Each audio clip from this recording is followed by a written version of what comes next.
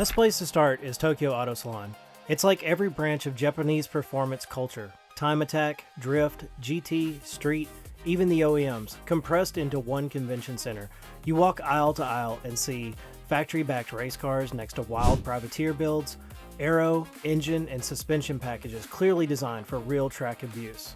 There's a level of fit, finish, and detail that only comes from thousands of tiny iterations. Daytime here feels like you're walking through a live R&D lab. Step outside into the city and it mirrors that exact same energy. Crossing the famous Shibuya Scramble, then looking down from Shibuya Sky, you see this perfectly choreographed flow of people, trains, and cars. At night, the glow of Tokyo Tower ties it all together. That's when it hits you. In Japan, car culture isn't separate from daily life. It's plugged into the whole system. At night, Tokyo turns into a different kind of racetrack.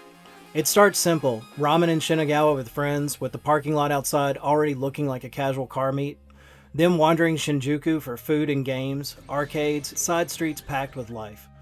If you know where to look, the car culture starts to surface. For me, it was a car meet in a Shibuya parking garage. Rows of carefully built cars, street builds, track-ready setups, drift-inspired machines. Owners who are fabricators, tuners, and storytellers all at once. An unspoken code around how you park, how you rev, and how you show respect. Later, we book it over to a car meet at the Tokyo Dome. Different venue, same operating system. People sharing builds, trading knowledge, quietly flexing details you only catch if you're really paying attention. The next day is all about going deeper into the hardware. We are digging through UpGarage for that one rare piece to add to our builds back home. Right next door, we get a tour from Tomei's engine specialist and see exactly how much thought goes into every component. Stepping into the Nissan Omori factory and the Nissan Heritage Collection, where you're basically walking through the DNA of Nissan Motorsports. Touring cars, GT machines, and icons that shaped entire racing eras. You start to see the full ecosystem, street, shop, track, and heritage all feeding each other. The most intense part of the trip was drift racing with professionals at Mobara Circuit. Watching drift videos is one thing, sitting in the passenger seat is something else entirely. Feeling the car load up, brake traction, and then stay in that controlled chaos. Watching drivers read the track, the tires, and the surface in real time. Seeing those constant micro adjustments, steering, throttle, angle, keep the car right on the edge of grip.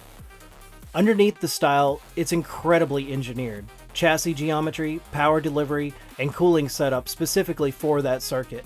Each lap treated like data. What changed, what worked, what needs a tweak before the next run. It's the same mindset you see from Tomei, Nismo, Liberty Walk, and the builders from the Tokyo Auto Salon. It's performance as continuous feedback loop, not a one-time result. Between all the noise and neon, there were also historic temples and quieter streets. That contrast matters. On one side, you feel this deep sense of tradition, patience, and respect. On the other, a hyper-modern, always-on car and motorsports culture. Meets in Shibuya and Tokyo Dome, parts hunts at UpGarage, engine mastery at Tomei, and racing heritage at Nissan Omori Factory and the Nissan Heritage Collection. Together, they shape how people build, drive, and iterate in Japan. A few things I took away from the trip. Iteration over perfection. From Tokyo Auto Salon builds to Mobara drift cars, nothing was ever finished. Everything was just the next version. Systems thinking in tight spaces.